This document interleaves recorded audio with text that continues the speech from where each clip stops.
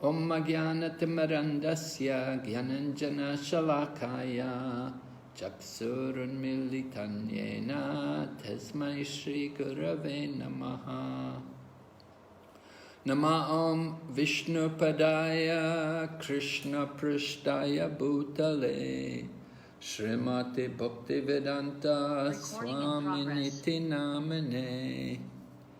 Namaste Saraswati Devi Gauravani Pracharine Nirvishesha Shunyavadi Paschatya Deshatarine Vanchakalpatarubhyascha Kripa Sindhu Bhayevacha Patitanam Pavanebhyo Vaishnavibhyo Namo Namaha.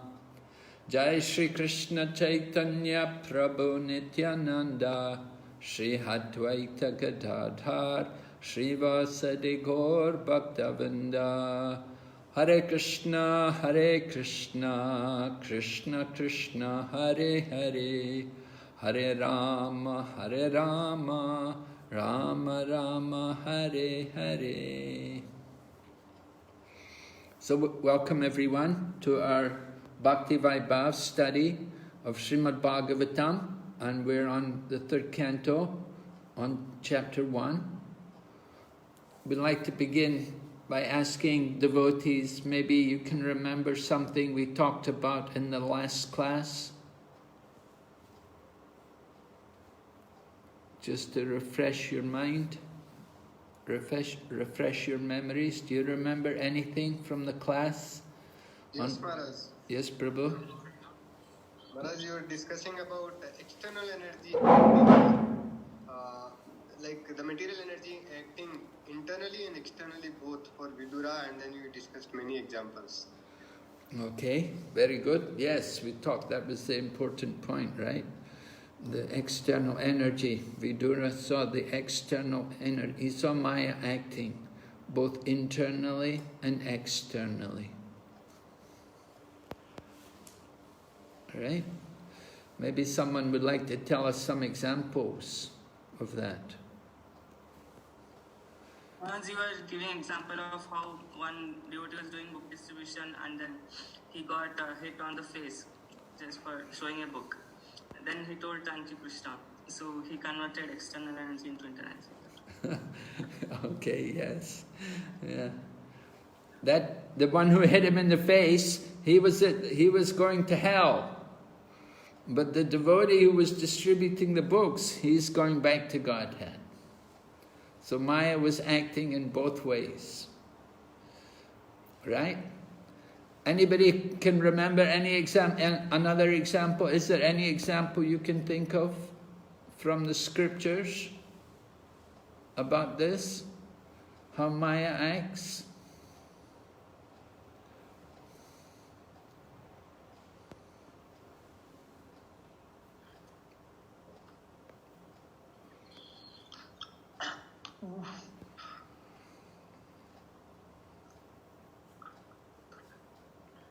मैं हिंदी में बोल सकता हूँ. You can tell him, we can convert, translate. Prabhu can speak.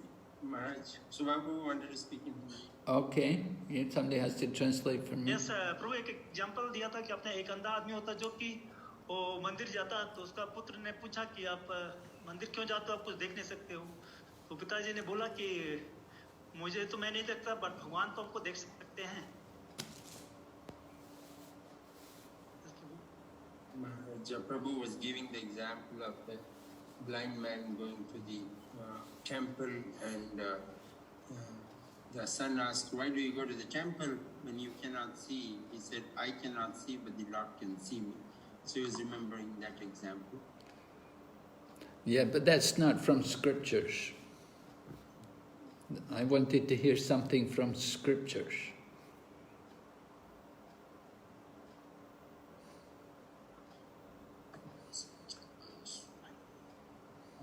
The example of Pandavas is there, how although they face so much difficulties, still they are always faithful to Krishna. And even the Kunti Maharani also plays that there will be more difficulties still, because it gives us the opportunity to remember the lotus feet of Krishna. Kunti Maharani's prayer, is it? Yes. That she prays to Krishna, let all these difficulties happen again and again, so that I might see you again and again. And seeing you means I no longer see birth and death. So Kunti Maharani, of course, she had a lot of difficulties bringing up her 5 sons with no husband. And the Kauravas were always trying to find some way to harm the Pandavas. So there was a lot of anxiety for Mother Kunti. But she saw Krishna in all of these difficulties. It helped her to come closer to Lord Krishna through all the difficulties. There's a nice example in the Srimad Bhagavatam. We have the example about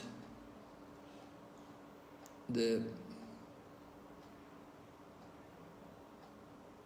Brahmana from Avanti Desh, and he was a rich man, and then he lost all of his money.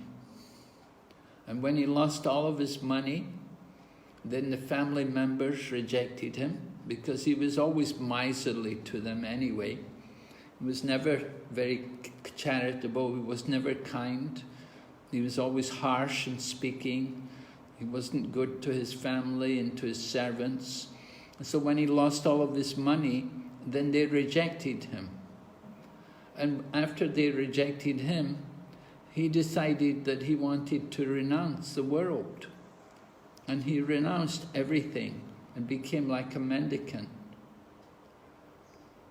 So Krishna took away all of his wealth, and when he was a mendicant, he would go and beg, and he would beg from people. People remembered him, and they would be very nasty to him, and they would spit on him and do many horrible things to him. But he tolerated all of this. He took shelter of the Lord in the heart.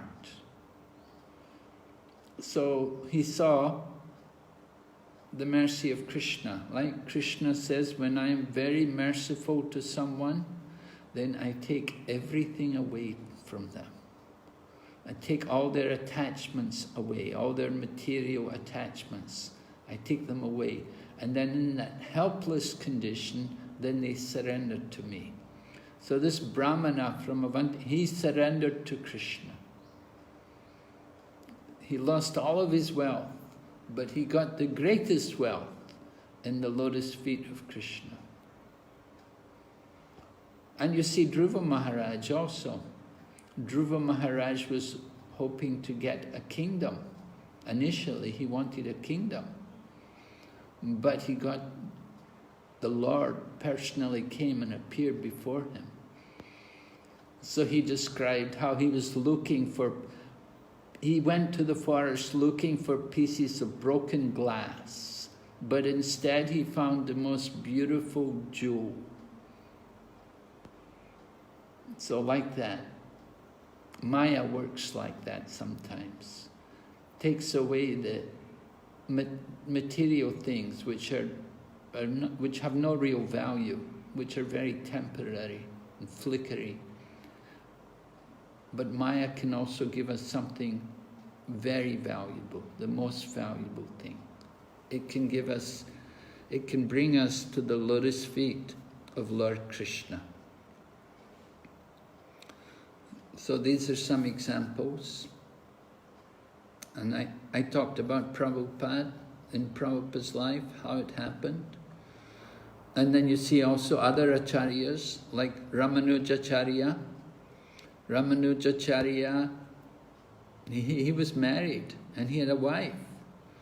But his wife was always trouble. She was always doing bad things and she wasn't nice. They were supposed to be Vaishnavas and see everyone equally.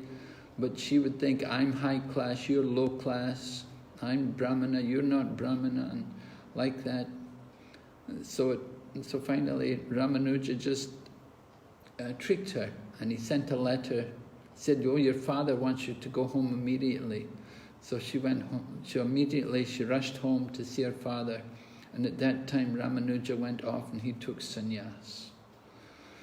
So the difficulties were there, but it became an advantage for him to go to the Lord. He was thinking initially to be married and be in householder life, but he saw it was difficult. It was not working for him. So he became a sannyasi, and he took full shelter of the Lord. And then Lord Chaitanya, he also had problems. Students were going to attack him. They were going to beat him. He had been chanting the names of the gopis, and some foolish student came to him and said, oh, why you chant gopis? You should chant the name of Krishna. And so Lord Chaitanya was in the mood of the gopis, and in the mood of the gopis were feeling some anger towards Krishna. So Lord Chaitanya became angry towards that student, and he chased him. So then that student went and told all the other students, and all the students were going to come, they were going to beat Lord Chaitanya. So then Lord Chaitanya was thinking about his mission, how he'd come in the world to deliver everyone. But if they were all going to turn against him and beat him, then how would he ever succeed?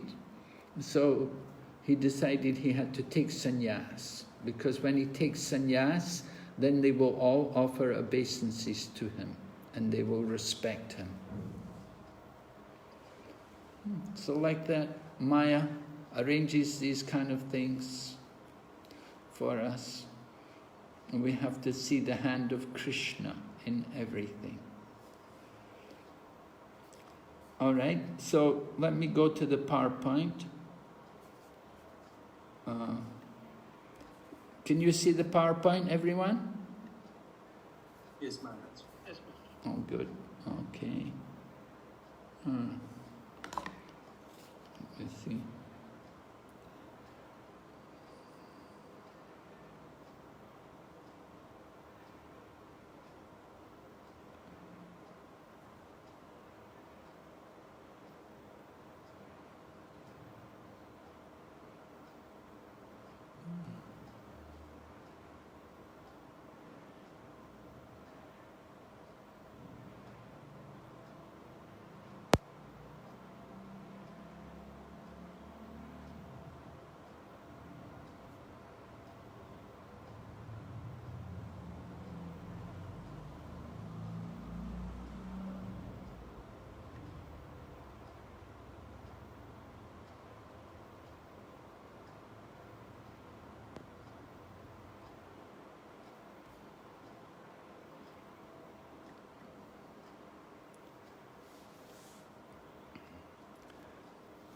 All right, so the first section of the first chapter was like this. We were hearing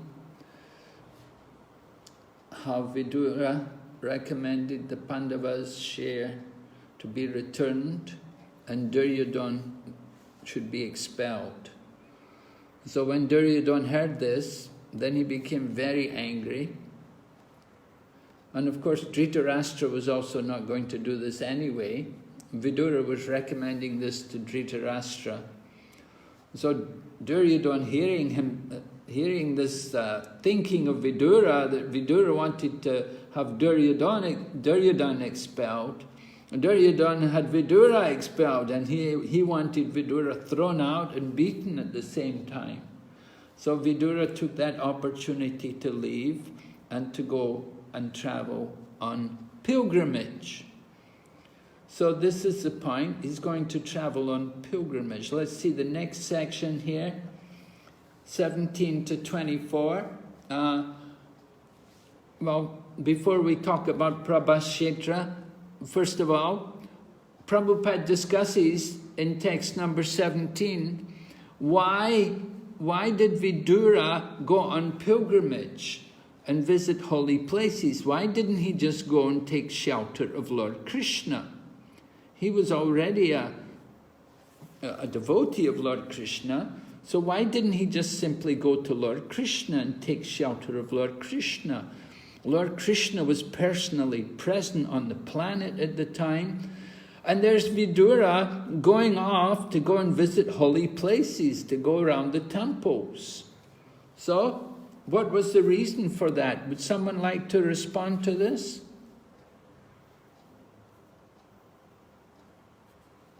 Yes? We will ask the students. Maharaj, in the purport it says Vidura considered himself less pious and therefore he decided to travel to all the great places of pilgrimage to achieve greater piety and advance nearer to the Lord. Yes. Not only less pious, but he'd incurred some sin. Why? What had happened? What had he done? What had Vidura done which caused him to lose his piety? Maybe some of the girls, the ladies there who are in the class can answer. I haven't heard a female voice yet, but I see some ladies are there. I thought I was having all men in the class. I never heard a woman's voice. Oh, you have to speak up, Maraji.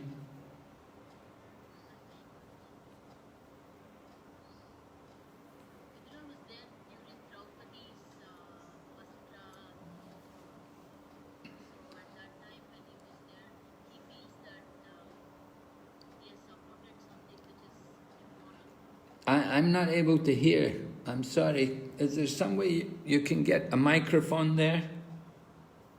Can you hear me, Maharaj? No, not enough. Got to be louder. Can you hear me now? Yes. Okay. I'm trying to talk a little bit louder. Vidura was there in the place where Draupadi's Vastra thing was happening. So he felt it is immoral and he couldn't help it out. So he feels that those are the things which he has done something wrong and he wants to make himself pious, and that's why he was visiting places. Which places? Yeah, Vidura was there in the palace at the time when Draupadi was, an attempt was made to disrobe Draupadi. Yeah. So he should have voiced his protest against this and tried to stop it. Yeah. Maharaj, one more thing I want to add, Maharaj, because he took Hare Krishna. Maharaj, are you able to hear me? Yeah, very good now. Yes, Maharaj. Actually, one more thing. He actually took the association of Dhritarashtra Yes. and Duryodhana. So maybe for that he is feeling little Yes, bad about I think that's the main reason. That's the real point here, that he'd been associating with Dhritarashtra and Duryodhana. He'd been living there in the palace with them and working with them and listening to them. So certainly that kind of association was having a very bad effect on him. And he needs to purify himself. He felt the need to purify himself. And how to purify himself? He went to visit the holy places, to travel around the holy places and to bathe in the holy rivers and to go and see the deities in the different temples, and sometimes also to hear from the great sages who were there. So this is described for us in some detail in verses 17 to 24. How Vidura is traveling around these holy places, and he wants to and he wants to purify himself before going to meet Lord Krishna. To actually come, well, we'll read that section from the 17th verse there. Verse 17, purport. Prabhupada writes, Vidura was conscious that by the association of the diplomatic Dhritarashtra and Duryodhana, he had lost his piety and was therefore not fit to associate at once with the Lord. In the Bhagavad Gita, this is confirmed in the following verse. And then the verse comes, 7:28, right? That persons who are sinful, asuras like Kamsa and Jarasandha, cannot think of Lord Krishna as the Supreme Personality of Godhead, the Absolute Truth. Only those who are pure devotees, those who follow the regulative principles of religious life as prescribed in the scriptures, are able to engage themselves in karma yoga and then jnana yoga, and thereafter by pure meditation they can understand pure consciousness. So, like that Prabhupada's describing the yoga ladder there, that you can do it like that. You go to karma yoga and then jnana yoga and then come to bhakti yoga, the association. And then Prabhupada quotes this verse from the 2nd chapter of the 1st canto, right? Shyan mahat sevaya vipra punya tirtha nishevanat, right? Sushrosha dananashya vasudev kataruchi shyan mahat sevaya vipra, right? By rendering service to pure devotees, then you develop a taste for hearing the glories of the Lord.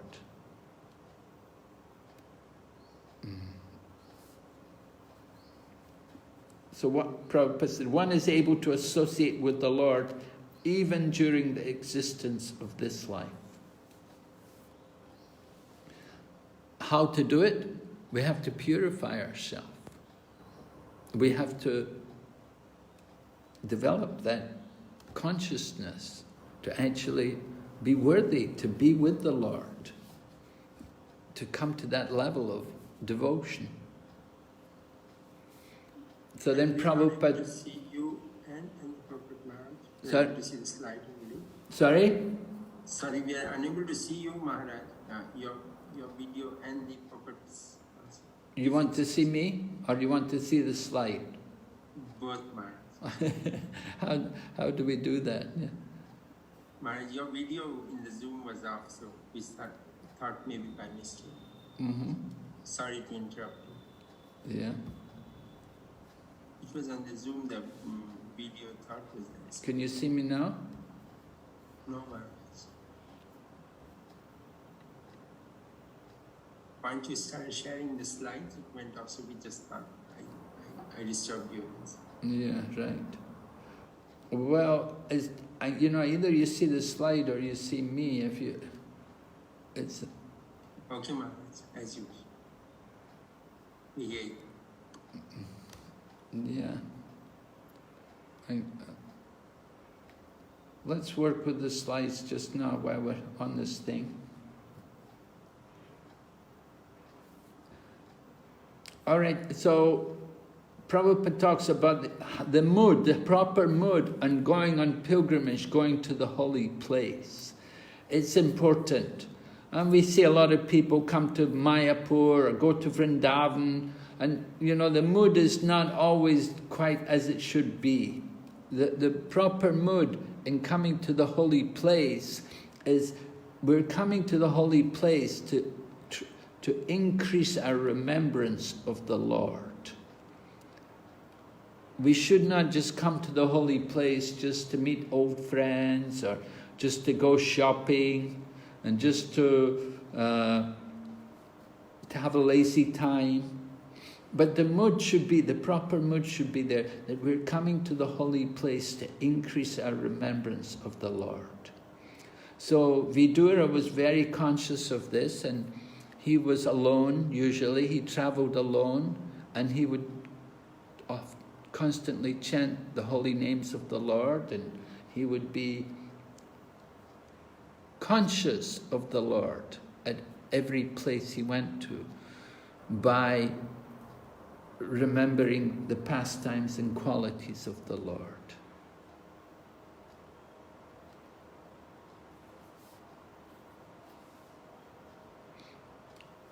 in the purport of text 17 also, Prabhupada mentions like this. He said, one should not be satisfied, however, merely by visiting the places of pilgrimage and performing one's prescribed duties.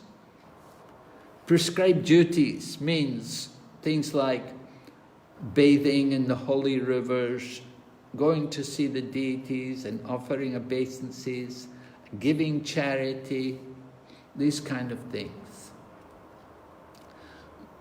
But Prabhupada explains that he should be eager to meet the great souls who are already there, engaged in the service of the Lord.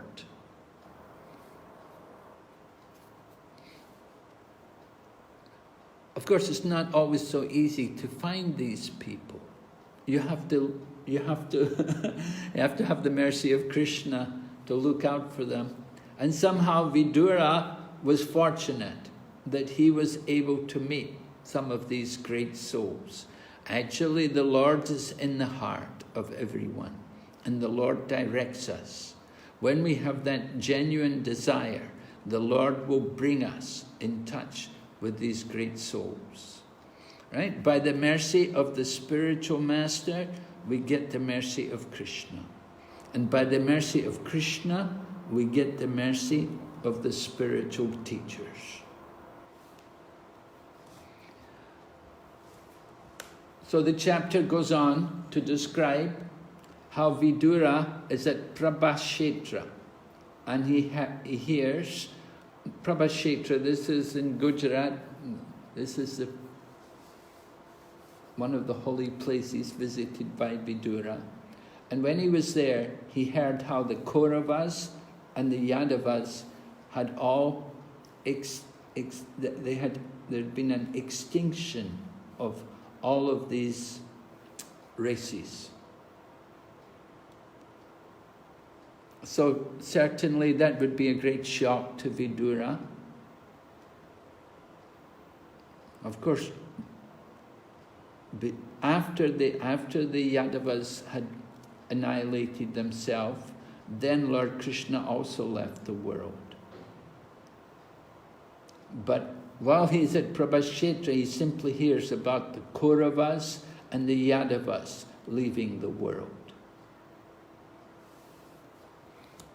So that was a shock to him, because he himself is a Kaurava. He's from that family, and he's very intimately connected with the Yadavas. They're very friendly with each other.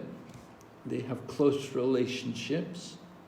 So hearing about the annihilation of these two dynasties would be a great shock to Vidura. However, he continues with his visiting of holy places, and he comes back to central region of India, and we're told on the bank of the Yamuna he meets Uddhava.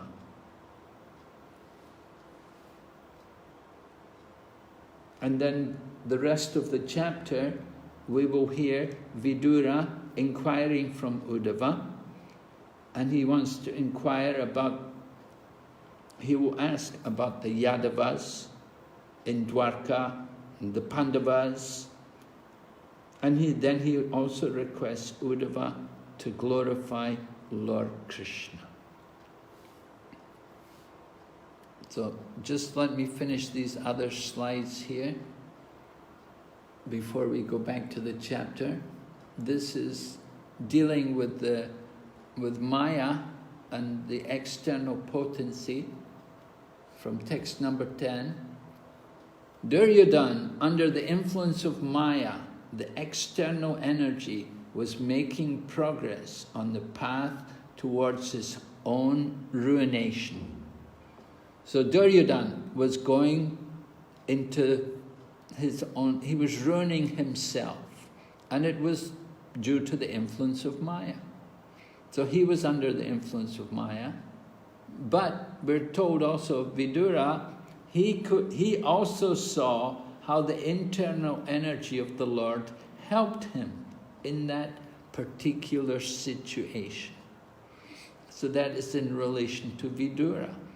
the internal energy of the Lord, which is also the Lord's Maya, was helping him.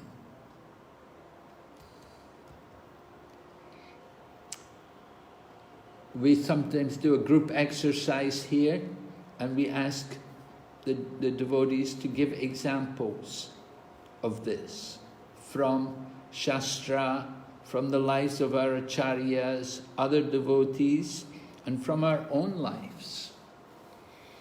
We heard a nice example in the last class. One devotee was describing his own life, how he was working in the job, and they were all taking drugs, and because he wouldn't take drugs, he was sacked from the company. But then the next week all the other devotees were arrested and put behind bars. So that was a nice example of Maya acting internally and externally in his own life. Other devotees,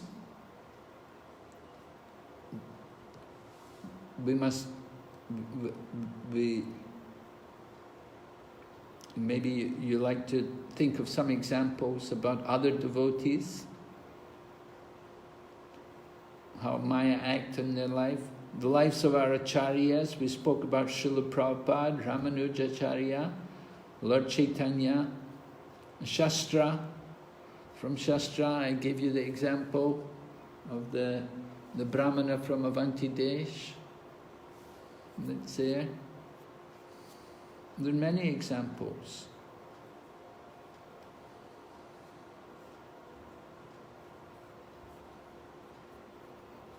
Yes? Anyone like to contribute another example? Vijay Prabhu had mentioned about Haridas Thakur. I think that was a very nice. In what regard? What happened? On how he was externally, maybe when he wrote that, I assume he being hit at different places, but then he was, and that was making him more closer to Chaitanya Mahaprabhu. Can we think like that, Maharaj?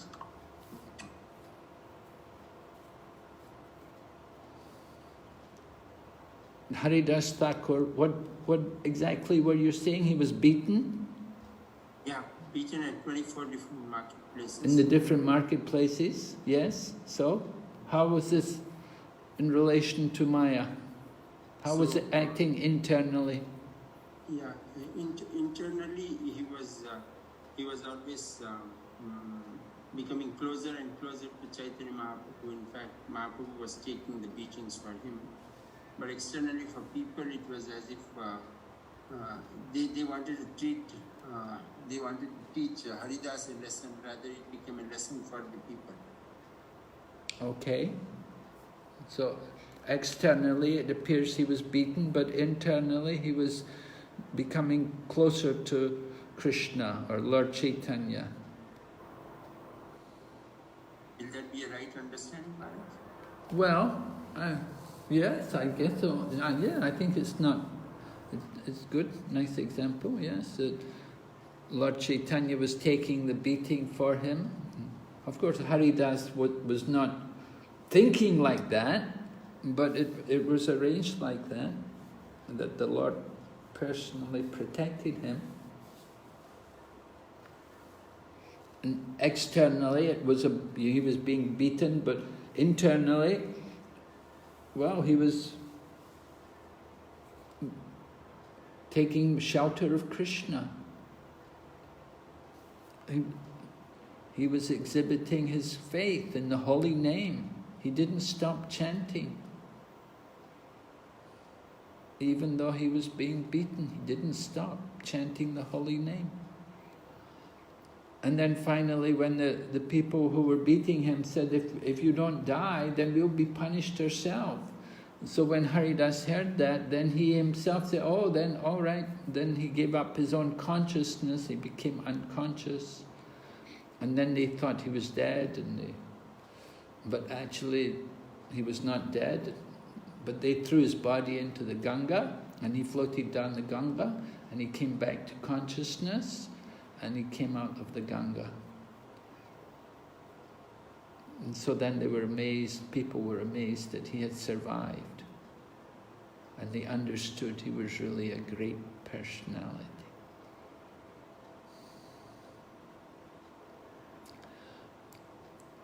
Okay, so Maya does act in a way which helps to bring. We heard about Queen Kunti, right? We're just speaking about Kunti, that it seemed like she was suffering, her sons were suffering difficulties, but she was not affected materially, she was coming closer to Krishna. The difficulties which they were going through were bringing her to Krishna. So this is the point, right? That Maya is working. It appears to be giving us trouble, difficulties, but these difficulties are God sent and they help us to come closer to Krishna. Okay, here's a quotation from Srila Prabhupada. Maybe one of you can read this for me.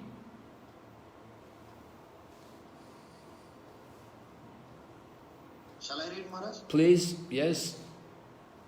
Maya acting internally and externally. A pure devotee of the Lord is never perturbed by an awkward position created by the external energy of the Lord. A devotee is always in a renounced temperament because the worldly attractions can never satisfy him. Srimad Bhagavatam 3.1.16 purport. Hare Krishna. Thank you. So devotee is always renounced, right? We're detached from the material world. If we lose something, we lose all of our wealth, we lose everything. Okay, Krishna took what can be done. Worldly attraction can never satisfy the devotee. So we should not be perturbed by a difficult situation. Another one, someone else read.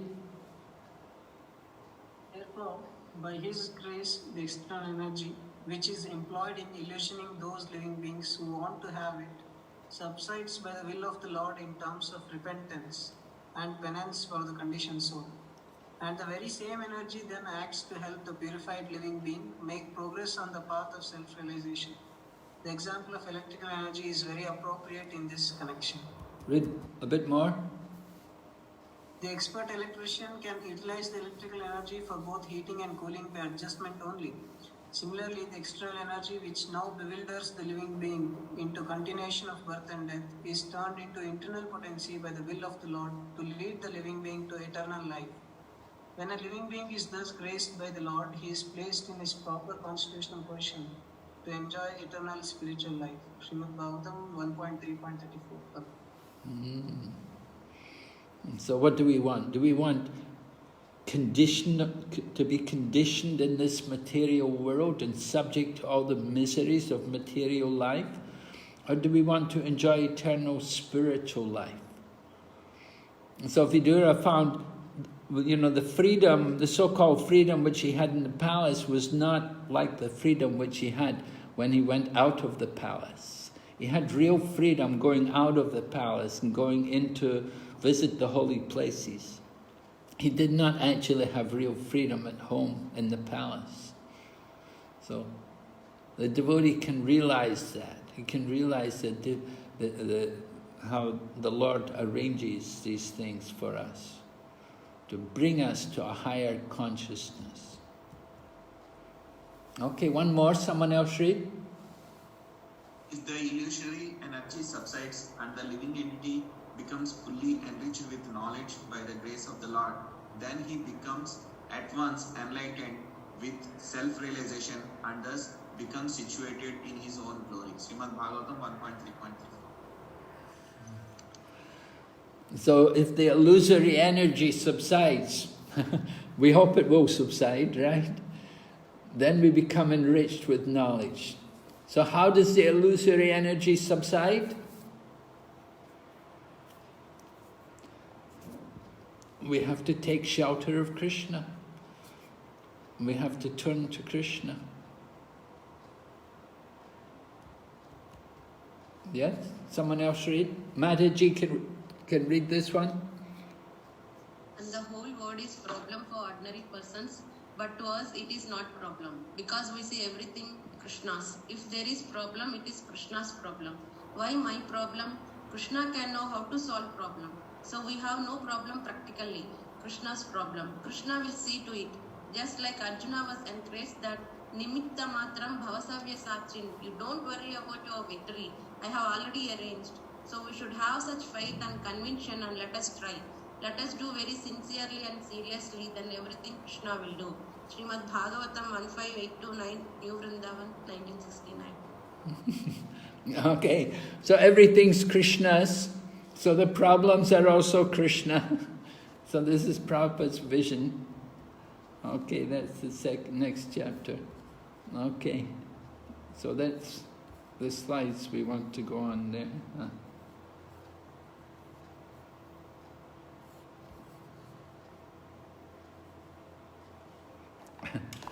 I'm not quite sure how I'm supposed to open the camera on this, Prabhu. Coming back to... Maharaj, in the YouTube, where the audio is just beside that, there is a video symbol. Oh, okay, yeah, I see it. Yeah, right. Yeah. Okay, you got it now. We can take the darshan now. Right, of course, I forgot that. Okay. All right, so... Maharaj, can we take Pankajangri Prabhu's example here? Which example? Pankajangri Prabhu is passing away. Take it as an example of what? By external energy, it was as if he was suffering from corona, of course. But then he always wanted to return back to Mayapur and be always in Narsima consciousness is what we understand.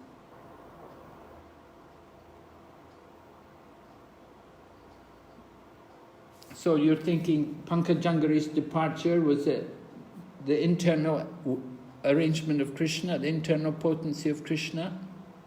Yes, Maharaj, that's right. I was thinking. Well, certainly for the devotees like that, definitely it's going to be Krishna's arrangement. We don't think of it as being anything different, anything separate from Krishna. Certainly, devotees under the care of Krishna. He leaves the world. It's the arrangement of Krishna. It's not karma. Devotees don't have karma. It's the plan of Krishna. Krishna brings us to this world, and Krishna takes us out, takes us to some other place, goes some other place to serve Krishna. Service to Krishna goes on. Yeah, it was a sudden departure, unexpected. And it was a great loss. It's always a great loss when we lose the devotees.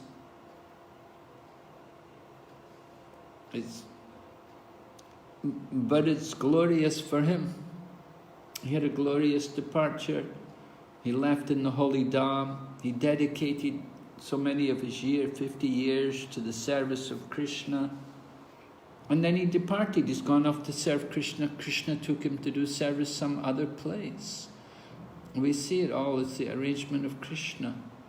Krishna must need him for some service, some other place. He already did so much for Mayapur. Now Krishna wants him to go some other place. Took him away. So, yeah, we certainly would see that as the internal potency. Krishna's plan, taking him out of our association.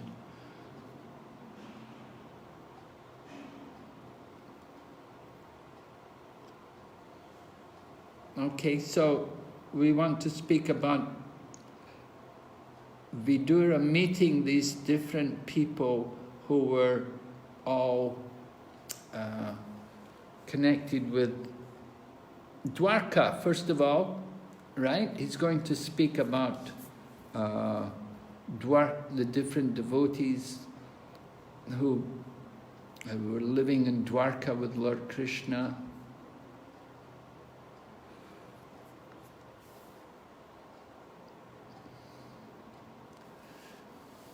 First we hear about Vidura meeting Uddhava. And Vidura's older, of course. Uddhava's a much younger man than Vidura. Vidura is the brother of Dhritarashtra and Pandu. Pandu already died. Dhritarashtra's old man with grown-up sons. So Vidura is also not a young man. And he'd been traveling for 30 to 35 years in the holy places. And then he meets Uddhava, who is a constant companion of Lord Krishna.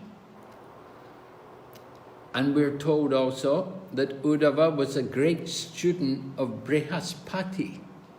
So he's highly educated. Brihaspati is the guru of the demigods. And somehow Uddhava had the opportunity to be also the student of Brihaspati. So Vidura asks him about news of the family of Lord Krishna. Why did Vidura ask? He already heard that they'd already left the world. So this is an interesting point to be understood. Why does Vidura want to ask about this? He already knows what happened. But he asks again, Prabhupada's purport, he writes there in the purport of text number 25, this inquiry appears to be very queer, but Srila Jiva Goswami states that the news was shocking to Vidura, who therefore inquired again due to great curiosity. Thus his inquiry was psychological and not practical. In other words, it was such a shock to Vidura to hear that everybody had left the world, that he wanted to have it confirmed again. So he's asking Uddhava, do you have news about Lord Krishna and his family? He just wants that whatever he's heard, you know, sometimes we hear things which are so shocking, we don't like to accept it. And so we don't like to ask, is it really true? We don't ask directly, we just say, but you can see Vidura very diplomatically saying, do you have any news about Lord Krishna and his family? How are they? And he goes on mentioning the names of all the different members, actually. First of all, he begins with asking about Lord Krishna himself. That how about Lord Krishna and Lord Balaram? That they're the personalities of Godhead, and they appeared, and they've increased the prosperity of the world. And then Vidura asks, are they doing well in the house of Surasen?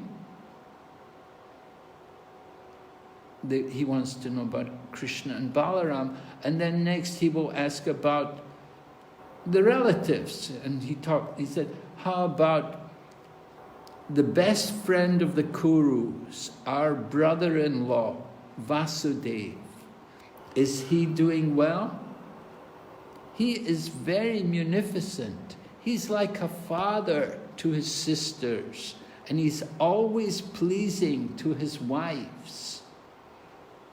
Remember, how many wives does Vasudeva have? 8. Sorry? 16. 16, right. 16 wives, you know. He must be a busy man, right? But he must be also a very good husband, because it's described here, he is always pleasing to his wives. So that's important. The husband can please the wife. That's not an easy thing to do. Right? Sometimes people say to me, oh, it's so difficult to please my wife. It's the hardest thing. So here's Vasudeva, he's so expert, he can please all 16 wives. So Vidura wants to know, how is he doing? Is he doing all right? Is he well? And then after Vasudeva, then we hear about, he wants to know about Pradyumna. Pradyumna, the commander-in-chief of the Yadus. Right? Do you know the story from the Krishna book? Have you read the story about Pradyumna in the Krishna book, which is Prabhupada's summary study of 10th Canto? it's a great help to us in understanding Srimad Bhagavatam. So who is Pradyumna? Someone can tell me? Son of Krishna. Son of Krishna and which wife? Rukmini. Right, Rukmini. And who was he in his former life? Kamadev. Yes, Kamadev, right?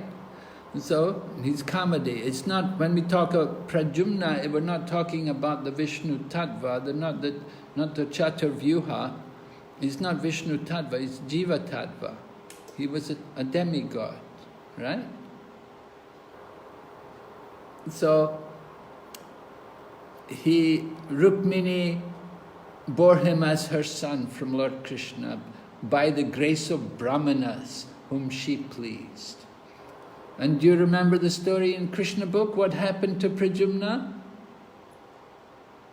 As a little baby, what happened?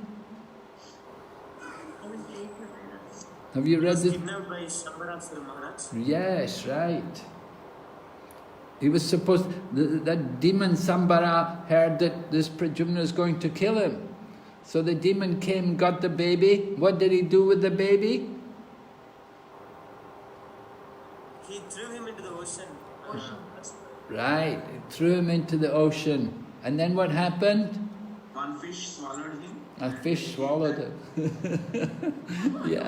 yeah, it's quite an amusing story. Yeah. And then again that fish will be gifted to Sambarasura, and Sambarasura gives it to the kitchen for cooking it.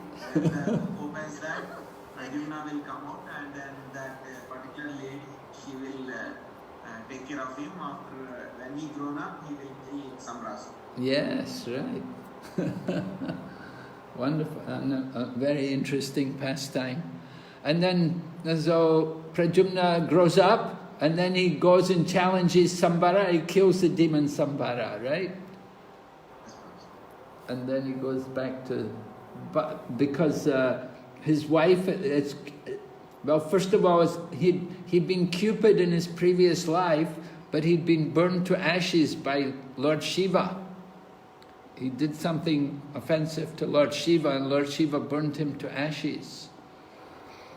So somehow, when he came as Pradyumna, when he came as the son of Lord Krishna, then he was able to meet with his wife again, because his wife was working as a maidservant in the home of the demon Samba. And in this way they were united, and then they go off to Dwarka. And Rukmini is very happy she got her son back. She thought she had lost her son. So that's Pradyumna, and then he asked about Ugrasen. Ugrasen, of course, had been the king. Now, Ugrasen, he has an interest. Who is the son of Ugrasen? Kamsa? Yes, right. Kamsa is the son of Ugrasen. So what happened to Ugrasen when Kamsa grew up? He put his father in the prison. He put his father in prison. He was such a demon. Kamsa put his own father in the jail, as well as Vasudeva and Devaki. So Ugrasen, he had been the king, but Kamsa took over and put his father in jail. But when Lord Krishna killed Kamsa, then Lord Krishna brought Ugrasen back and told him, you sit on the throne, you be the king again. You should be the king. Lord Krishna didn't take the kingdom for himself. Lord Krishna gave it back to Ugrasen, put Ugrasen on the throne. So he wants to know about all these people. Of course, then Samba. Samba is the son of Jambavati, one of Krishna's sons by Jambavati, one of Krishna's prominent wives. And in his previous life, it said he was Kartikeya, and he had been born in the womb of the wife of Lord Shiva.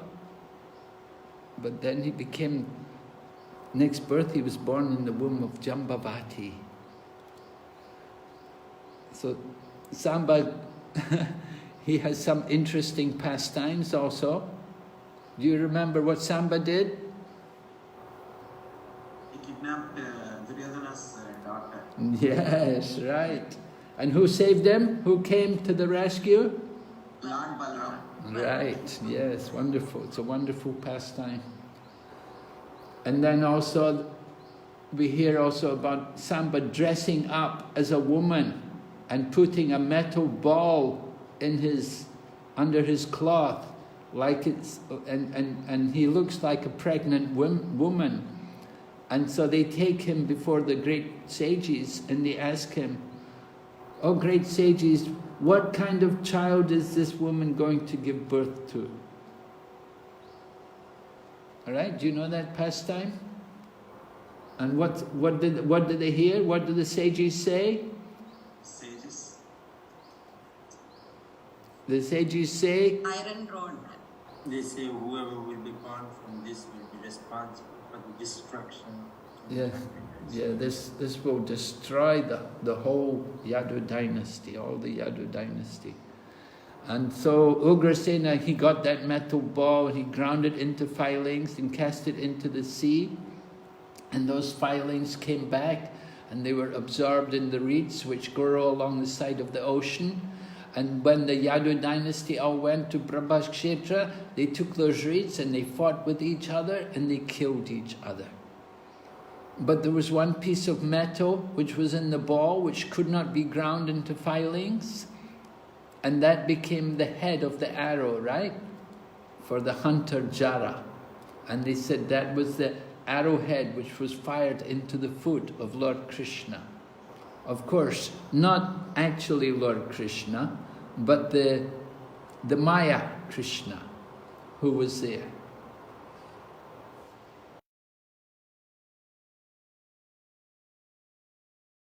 Everything happened with Samba. Samba was involved in a lot of things, but he was a great king. He was also a great Kshatriya.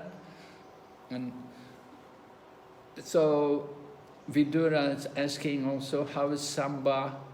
And then he asks also, he wants to know about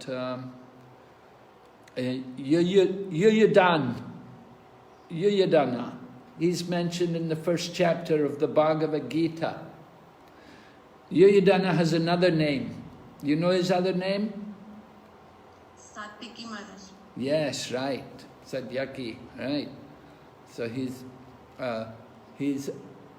a great charioteer, a great fighter, and he learned military art from Arjuna.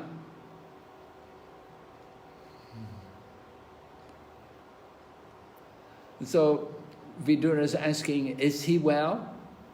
But at the same time, it's difficult to understand. It said he attained the transcendental destination, which is very difficult to reach, even for great renouncers. So I don't know, I read it, I was thinking maybe he'd gone back to Godhead. But Vidura is asking, is he well? So it means he's the liberated soul, but he's still within this world. And then he wants to know about Akrura. And Akrura, we've heard also how Akrura brought Krishna and Balaram to Mathura. He was sent by Kamsa, of course. And somehow Vidura, he knows about Akrura because he describes the pastime of Akrura coming to Vrindavan. He said he once lost his mental equilibrium due to his ecstasy of transcendental love and fell down on the dust of a road which was marked with the footprints of Lord Krishna. So it's an interesting point that Akrura fell in the dust when he reached Vrindavan. So we may question, is it necessary that we will fall in the dust when we come to the holy place? When you go to Vrindavan, do you roll in the dust? right? You've all been to Vrindavan, right? You've all been to Vrindavan or Mayapur. Did you roll in the dust? Yes, Maharaj. You rolled in the dust, yeah? Yes, Maharaj. Good, yeah. Did you have Krishna Prem when you rolled in the dust? No, Maharaj. Were you in ecstasy? Yes. Yes, yeah. What's that? Yes. Some kind of ecstasy, right? Some shadow bhava, bhava, the stage bhava, all right? So anyway, Akrura, he comes to Vrindavan and and what is his consciousness in coming to Vrindavan? As soon as he got the order from Kamsa. Akrura is, remember, a devotee of Lord Krishna and one of the relatives, his uncle. And he knows Kamsa's a demon and he knows Krishna's the personality of Godhead. And then Kamsa comes, this demon Kamsa comes and asks Akrura, go to Vrindavan and bring Krishna and Balaram.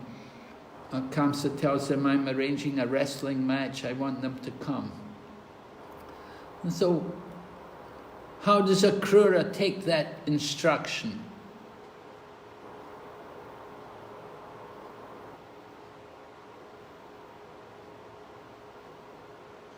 Maybe it took the will of the Lord. The mercy of the Lord? Yeah, will of the Lord. Why? It is an opportunity to meet Lord Krishna. Yes, it's an opportunity for him to meet Lord Krishna. That's very important to him. And he's aware of Lord Krishna's identity. He's aware that he is the personality of Godhead. So Akrura is actually very eager to go there. Although, at the same time, he's going on behalf of Kamsa. But he takes it as an opportunity to see Lord Krishna and to remember Lord Krishna and to be absorbed in thinking of Lord Krishna, even though he is coming as a servant of Kamsa. So Jiva Goswami discusses this in his Sandarbhas. He talks about this example here about Akrura, how he's coming to Vrindavan and he sees the footprints of Lord Krishna. And what does he think when he sees the footprints of Lord Krishna? He jumps off the chariot and he rolls in the dust. He thinks, this is the dust from the feet of my master. This is the dust from his lotus feet. So he's just in ecstasy. Of course, he'd been absorbed in thought of Krishna on his journey to Vrindavan. And when he got to Vrindavan and actually saw the lotus footprints of Lord Krishna, then he immediately, without hesitating, he just jumped off the chariot and rolled in that dust. So he had that ecstasy, he had that love for Krishna. So all of these devotees who Vidura is inquiring about, they're all very special souls. They're intimately connected with the pastimes of Lord Krishna. Vidura has been inquiring about the people from Dwarka. These people have all, of course, Krishna moved everyone from Mathura to Dwarka. And so Ugrasena and Vasudev, and now next one is Devaki. He wants to know about Mother Devaki, is she well? And Krishna's sons, of course, because his wives are all there in Dwarka, and so the sons are also there.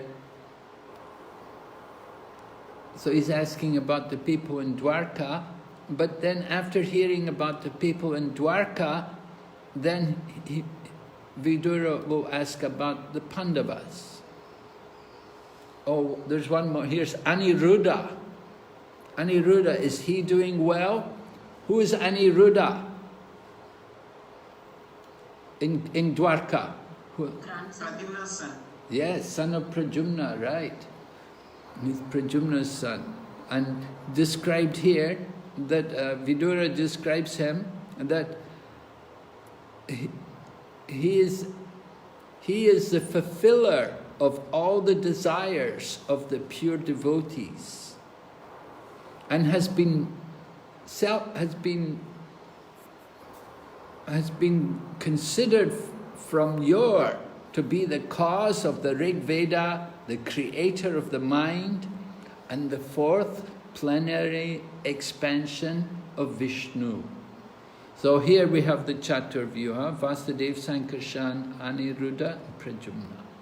So this Aniruddha, he is the fourth plenary expansion of Vishnu. So he is Vishnu Tattva.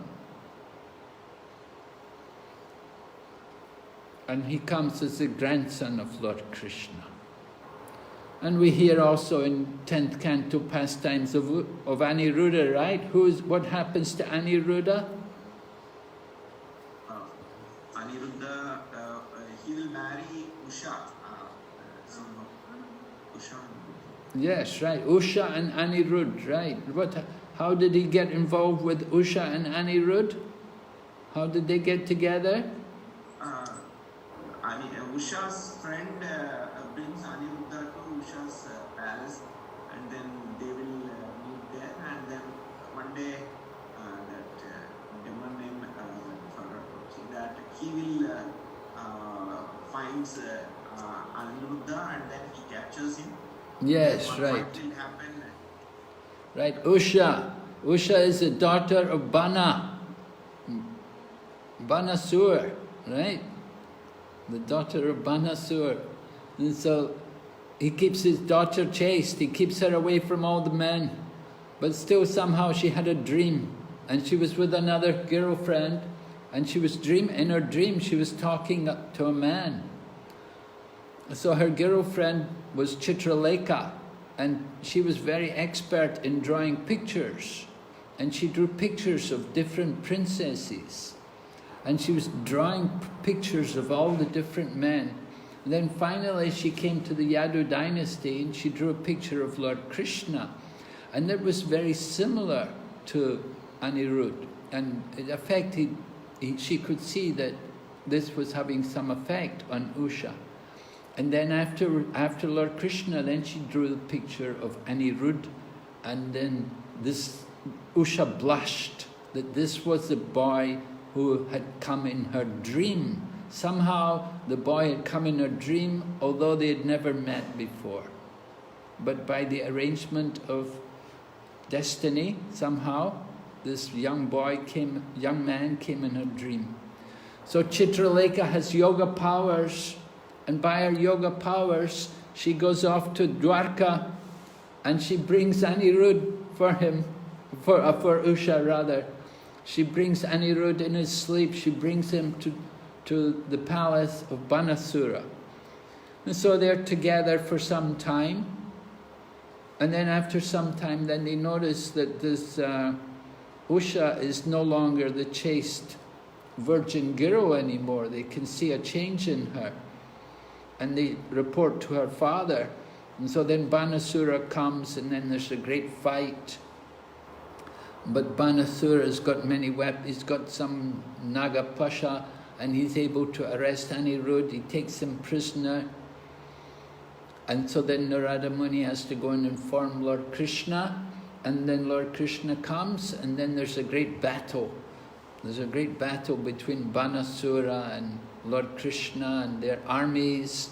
And Banasura has Lord Shiva on his side fighting for him. And Lord Shiva has his sons Ganesh and Kartikeya there. And so they're all fighting. It's a really big battle. But Lord Krishna comes with all of his sons and armies.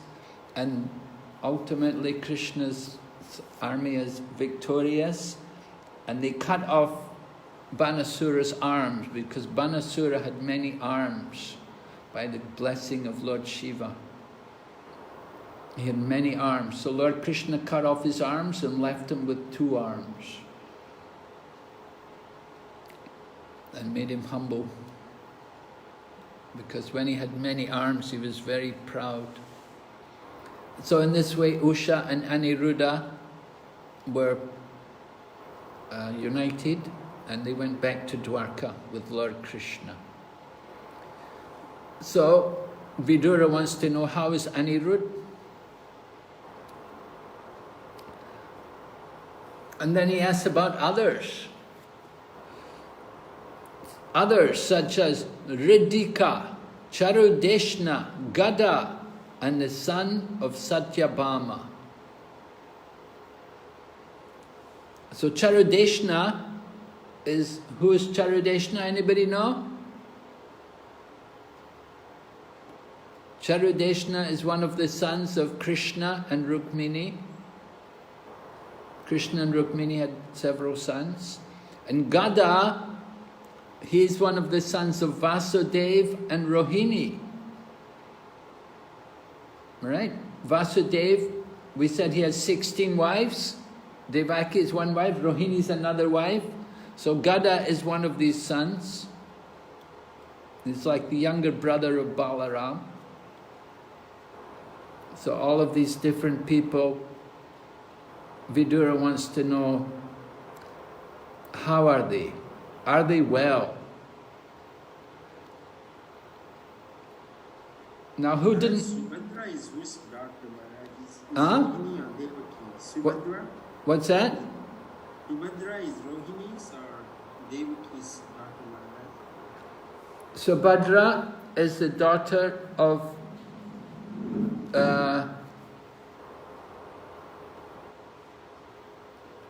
she's the daughter of Rohini, right? There's different Subhadras. Yeah, you have to there's different Subhadras. One daughter is from Rohini. Which one did Arjuna marry? He also married Subhadra, right? Right, ma'am.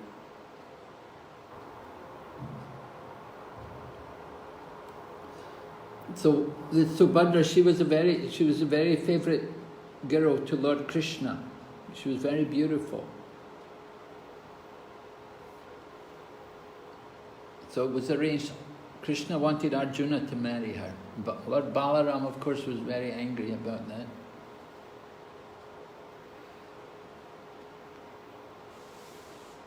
So that's Subhadra, and she is she's Yogamaya.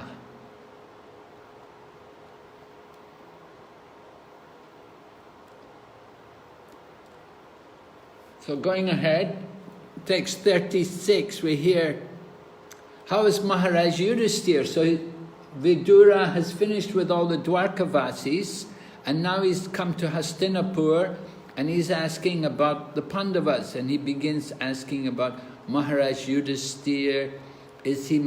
How is he? Is he well? He's maintaining the kingdom according to religious principles.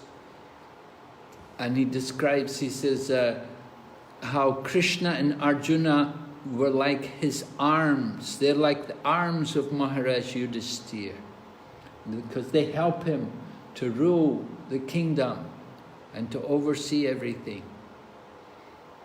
The king cannot do everything on his own, but he has Krishna and Arjuna there. They're his arms, and with their help, he's able to rule the kingdom. And then Vidura asks about Bhima. And he says, Bhima is like a cobra. And he's got so much anger against the sinners, against the people who did them injustice. He's very eager to get revenge on these people who put so many difficulties into the lives of the Pandavas. Of course, his enemies are really the Kauravas. And we see that in the battle of Kurukshetra that Bhima was able to kill all the 100 sons of Dhritarashtra. So Vidura asks about Bhima, and then he asks about Arjuna, and he knows Arjuna is famous for carrying the Gandiva bow, and he's very powerful in fighting his enemies. He's so powerful. Vidura said that he even satisfied Lord Shiva. That one time Lord Shiva came disguised as a hunter, and there was some dispute over a boar. Arjuna had been hunting and killed a boar, but Lord Shiva came in the form of a hunter and he said, no, it's mine, I killed it. And so there was an argument between the two of them, and they fought with each other, and it was actually Arjuna who covered Lord Shiva with arrows. And in this way Lord Shiva was satisfied with the skill and the power of Arjuna. So that was remembered by Vidura, the power of Arjuna, that he's so powerful he could even fight with Lord Shiva. And then he asks about the twin brothers. He calls them twin brothers, meaning Nakula and Sahadev, the two sons who were actually born from Madri by the Ashwini Kumars, right? So how are they? The twins are protected by they're always protected by their older brothers.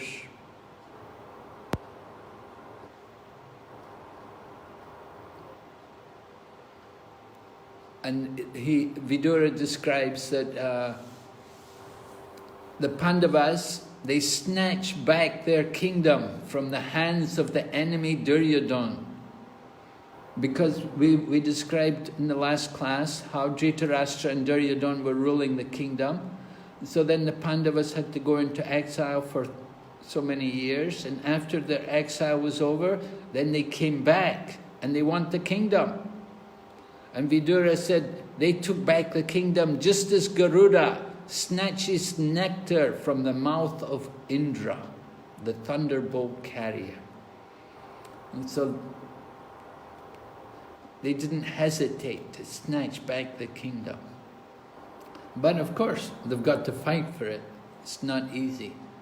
So he's asked about all the Pandavas, and then he asks also, how about Queen Kunti?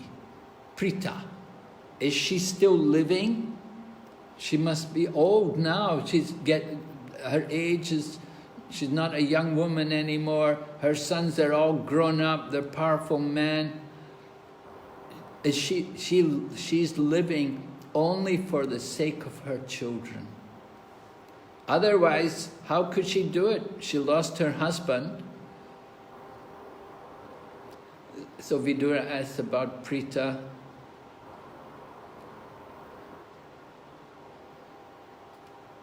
And we notice Vidura didn't ask about Dhritarashtra or Duryodhana. He didn't ask, although Dhritarashtra is his elder brother, he didn't ask. But now, without mentioning their names, he talks about them. And that comes in text 41.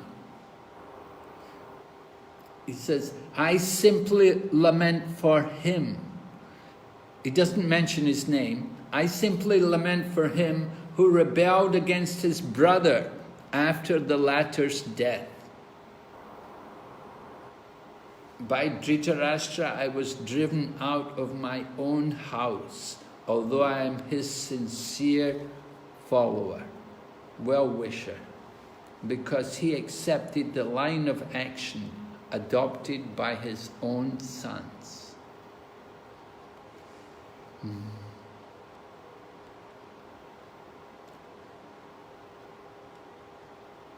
Yeah. So Vidura doesn't actually mention the name Dhritarashtra there, although Prabhupada has put it in to the translation. It's there in the translation, but it's not in the Sanskrit. There's no mention of him. He doesn't want to mention his name, but he indicates who he's talking about. And Vidura describes how he's benefited by traveling over the holy places. He's seen so many things. He's been out of the palace, away from the palace, so he's been able to see the world in so many different situations. And he's got a lot of realization about this. So he said, I'm not astonished at this, because he's been traveling the world, so he's seen how the world is. This is the material world. And we do see a lot of horrible things, a lot of unpleasant things going on in the world. And so the fact that Dhritarashtra was so corrupt and impious, it didn't surprise him anymore.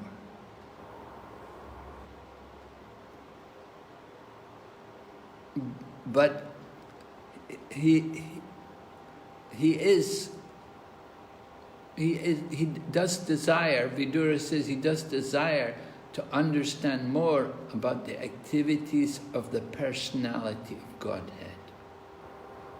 He said these things, the activities of the Supreme Lord, they're bewildering. So how to understand them?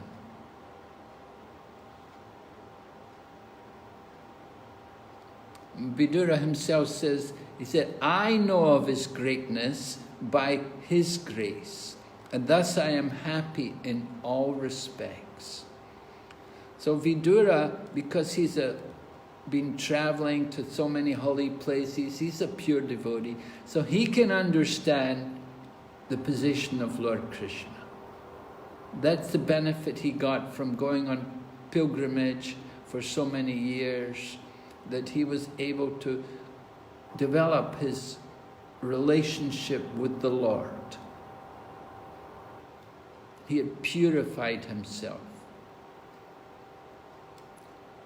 And Prabhupada in the purport there, text 42, he describes this stage of life which Vidura had reached. He said it's Abhayam Sattva Samshuddhi.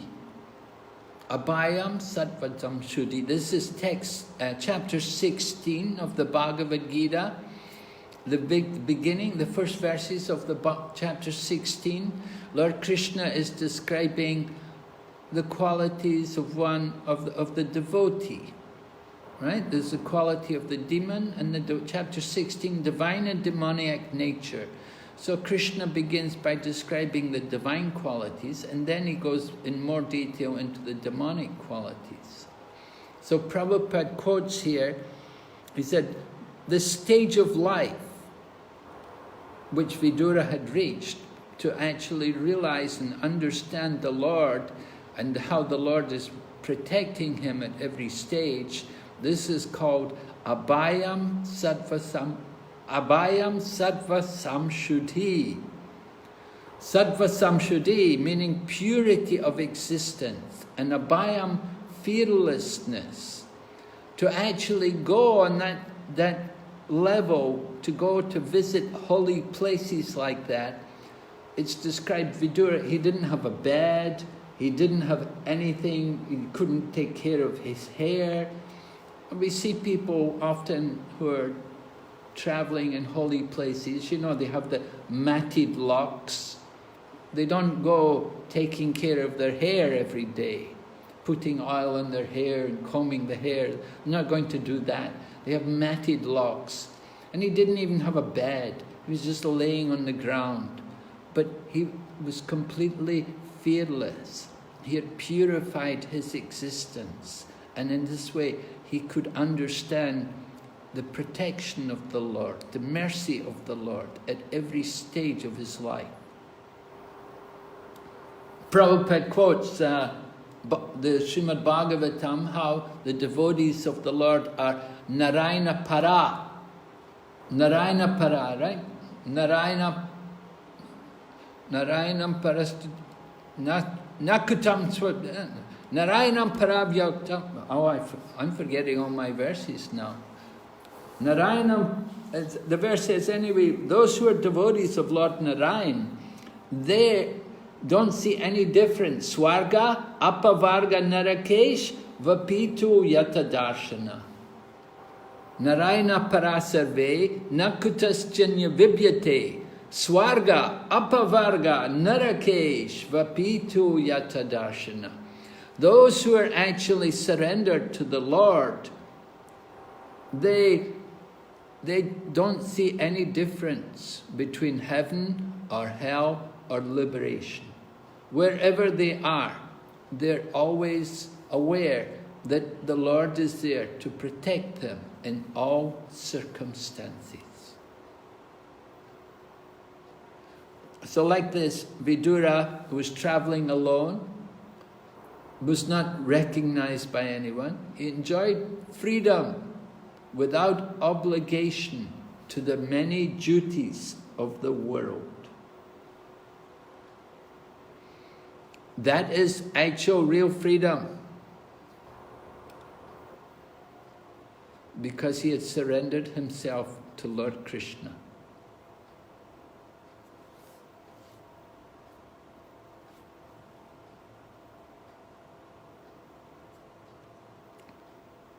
All right, we just have a few more verses to finish this chapter. Text 43.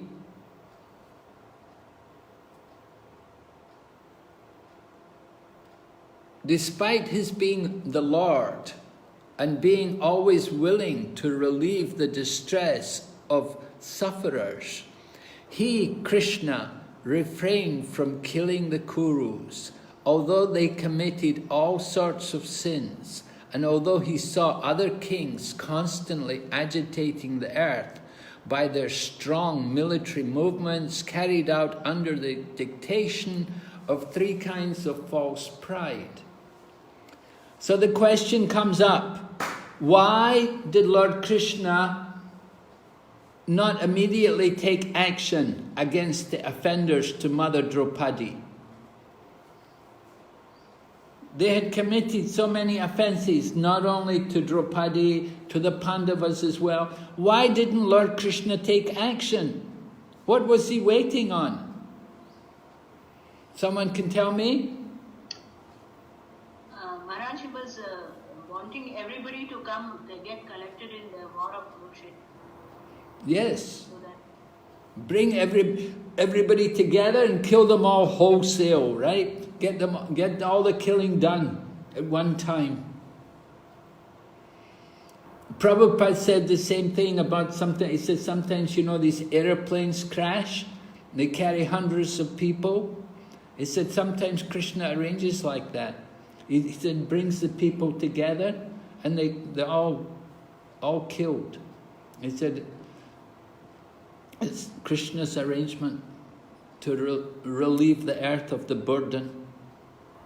Just like the earth was overburdened at the time of Kurukshetra, before Kurukshetra, the earth was overburdened by so many demons, demonic Kshatriyas. So Krishna brought them all together. Let's kill them all, let them all kill each other. All the killing can be done wholesale. And this way, all the business can be taken care of. So Lord Krishna brought everyone together.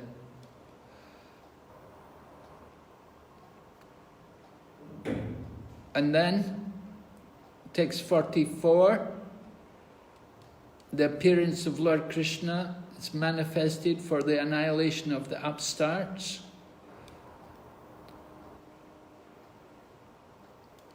So Vidura questions, why did Lord Krishna come to the earth? Since the Lord is transcendental to all material modes, what purpose could he serve by coming to the earth? This is Vidura's question to Lord Krishna, to Uddhava. He wants Uddhava to describe the Lord's purpose, the Lord's mission in coming into this world. And Prabhupada in the purport talks about the different purposes. First, the first reason Lord Krishna comes is to give pleasure to the devotees. that they relish the superhuman activities of the Lord. So that's the first reason the Lord comes, to give pleasure to his devotees. And then he said the secondary purpose is to annihilate the upstart asuras. Like that. So two purposes described there by Prabhupada in the purport. And then the final verse of the chapter, Vidura asks Uddhava to chant the glories of the Lord, who is meant to be glorified in places of pilgrimage. And he glorifies Lord Krishna.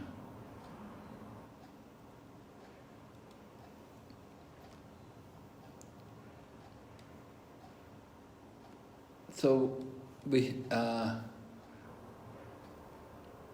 the pure devotees are always strictly under the control of the Lord. They are never disobedient. The Lord is therefore always attentive to them. And the purpose of pilgrimage is to remember the Lord constantly.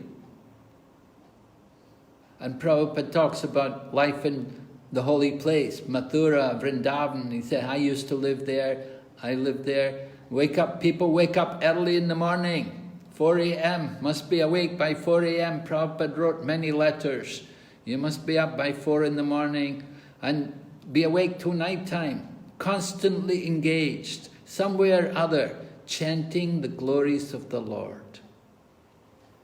And the beauty of the holy place, that you can constantly remember the Lord, his name, fame, form, qualities. Anytime or anywhere pure devotees meet. So we should understand the holy place is any ISKCON temple. That's a holy place. Or it may even be the home of a devotee. That's also like a holy place. You go to the devotee's home, it's a holy place. And there'll be kirtan, there will be discussion of Lord Krishna, there will be topics, there will be Bhakti Vriksha programs. So we see the holy places manifest all over the world by the grace of the devotees. They bring the glories of Lord Krishna everywhere. So we don't just think the holy place is only Mathura or Vrindavan. Wherever the devotees are, that's the holy place. Right? Bhavad Bhagavatas Tirtha Bhuta Swayam Vibho Tirti Kurvanti Tirtani Swantastena Gadabritaha. Maharaj Yudhisthira greeted Vidura when he came home. He said, because you carry the Lord in your heart, so wherever you go, that's a holy place. It's the devotees which make the place holy. So are there any questions on this chapter 1? You have any questions? Maharaj, may I ask one question? Please, Prabhu. Thank you very much, Maharaj, for wonderful discussion and so enlightening class that you have given us. I wanted to ask about that the external energy and the internal energy acting on a person. So it acts on the same person or on the different personalities? Like in case of Vidura and Duryodhana. Duryodhana was acting under the influence of external energy, whereas Vidura took it as the mercy of the Lord. So it is on the same person or it is on the different person? Well, Prabhupada does describe it as it acting on different people. He describes like, Duryodhana, it was the external energy was acting on him, but the internal energy was acting on Vidura.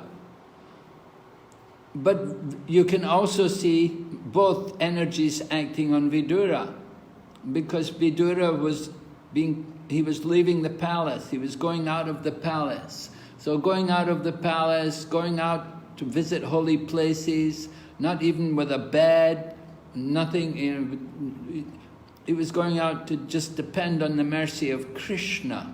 So he was giving up all his material facilities. But it was an opportunity to come closer to Krishna.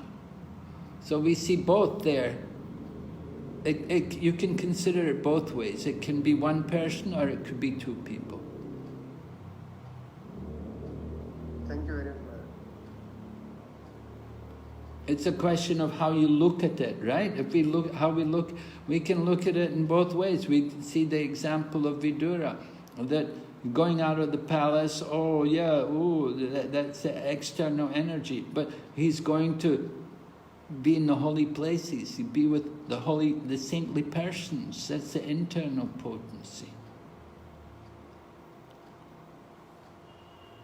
And we can relate it to Duryodhana. Duryodhana, he's going to hell because he's being so nasty to a great devotee. And somebody who is his senior, somebody who is his worshipable person, but Duryodhana wants to beat him and throw him out. So Duryodhana, that's the external energy.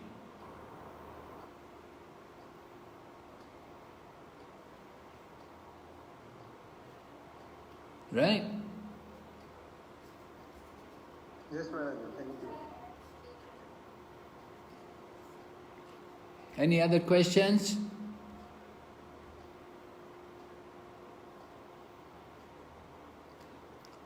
Okay, so then we'll go on to chapter 2 next week. We'll see you next week. Srila Prabhupada ki. Gaur Bhakti Vrinda ki.